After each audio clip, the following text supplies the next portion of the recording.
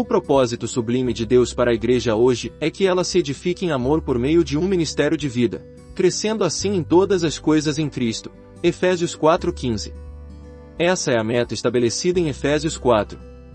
Ademais, em 1 Coríntios 13, um capítulo depois da passagem sobre o corpo que acabamos de analisar, Paulo nos mostra que Deus usa o amor, não os dons, para a edificação duradoura da Igreja.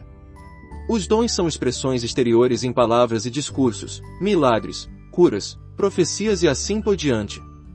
O amor é o fruto da operação interna do Espírito Santo por intermédio da cruz na vida dos membros. Dons são um método temporário, um método divino, sem dúvida, mas é no amor que o corpo se edifica. Efésios 4:16. E, quando tudo mais acaba, o amor permanece. Temos aqui um exemplo de algo que precisamos agora levar em consideração ao passarmos a refletir sobre o ministério da Igreja. Refiro-me à ênfase frequente nos escritos de Paulo à melhor de duas coisas.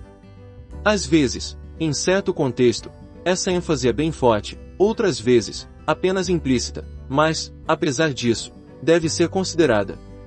Nesse caso, ele está frisando a permanência. Apesar de tudo que se diz em outro momento sobre os dons espirituais, quando Paulo os contrasta com o amor em 1 Coríntios, chama a atenção para a impermanência comparativa que os caracteriza. Em determinadas ocasiões, os dons espirituais podem não necessariamente contar com a intenção de Deus de que sejam duradouros, pois dons não precisam depender da estatura espiritual de quem os recebe. Eles têm um ministério objetivo, ao passo que o propósito maior de Deus para o homem é subjetivo via a formação do Espírito dentro desse homem, não apenas por sua habitação temporária sobre ele. Portanto, os dons são chamados de espirituais, não porque o recipiente seja espiritual, mas por virem do Espírito Santo. Por que tantos que foram usados de maneira tão grandiosa muitas vezes parecem deixados de lado depois? Como resposta, antes de mais nada eu indagaria: como sabemos que Deus queria sempre usá-los desse modo? Ele não poderia ter outros planos, pois Deus não assina contratos. E, afinal de contas, nós mesmos não costumamos empregar um trabalhador por alguns dias para uma tarefa urgente, cientes de que ele nunca passou por nenhum teste ou é inexperiente, e sem nenhuma garantia de mantê-lo por tempo indeterminado, sem receber treinamento, nessa função em particular. Reservamo-nos o direito de fazer mudanças.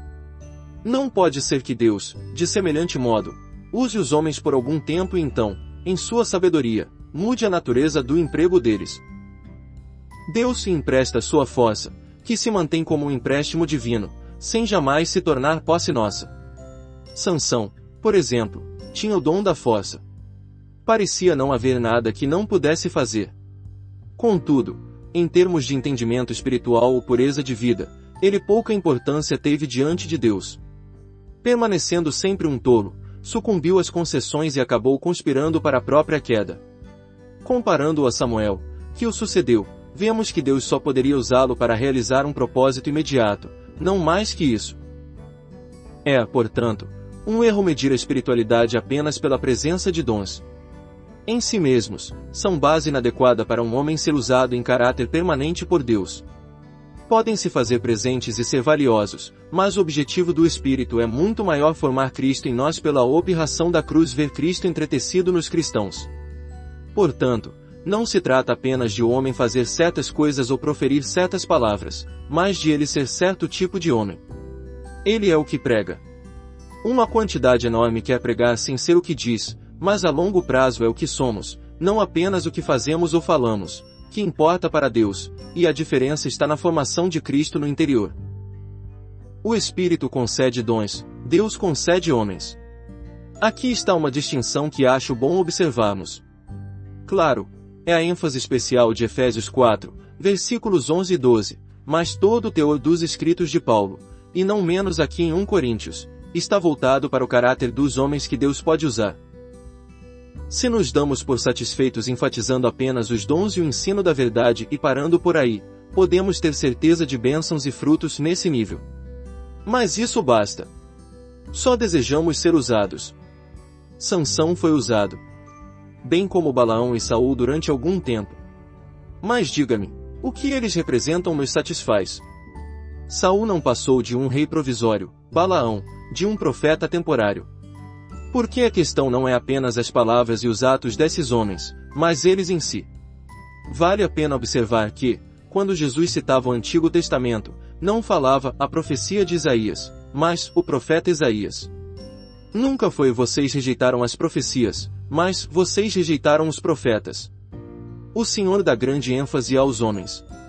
Não receber os profetas ou os apóstolos significa não receber o Deus que os enviou. Essa, creio, deveria ser a base do nosso treinamento.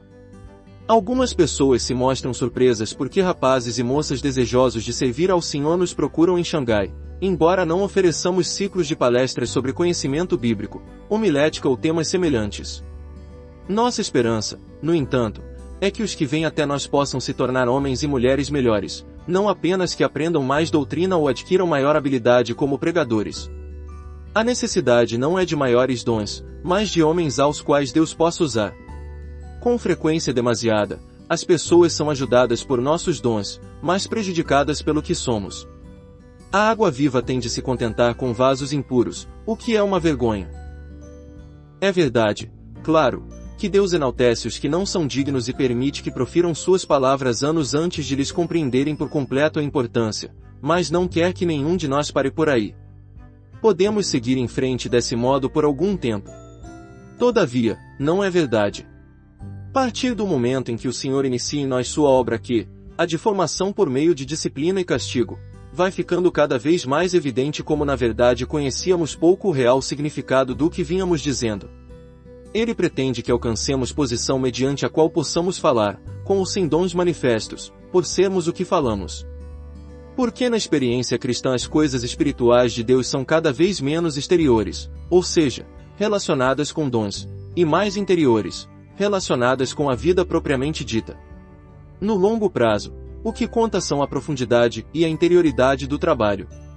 À medida que o próprio Senhor se torna mais e mais para nós, outras coisas, incluídos também seus dons sim, e aqui devem estar importam cada vez menos. Portanto, apesar de ensinarmos a mesma doutrina, de falarmos as mesmas palavras, o impacto sobre as pessoas é muito diferente, manifestando-se em uma profundidade crescente da obra do Espírito também dentro delas. A seus servos, Deus dá o dom da profecia, à igreja, Ele dá profetas. E o alguém que tem sido tratado por Deus, alguém que tem profeta é alguém que tem uma história, experimentado a obra formadora do Espírito.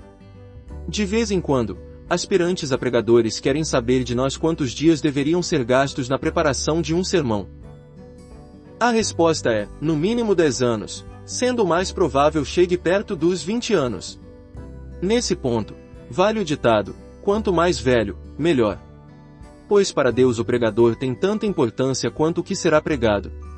Deus escolhe como profetas aqueles em quem já trabalhou o que pretende usar como mensagem para hoje. Porque saber doutrina e conhecer Deus são coisas bem distintas. Não se carrega na cabeça o que é espiritual valorizamos as belas palavras, mas Deus busca bons homens.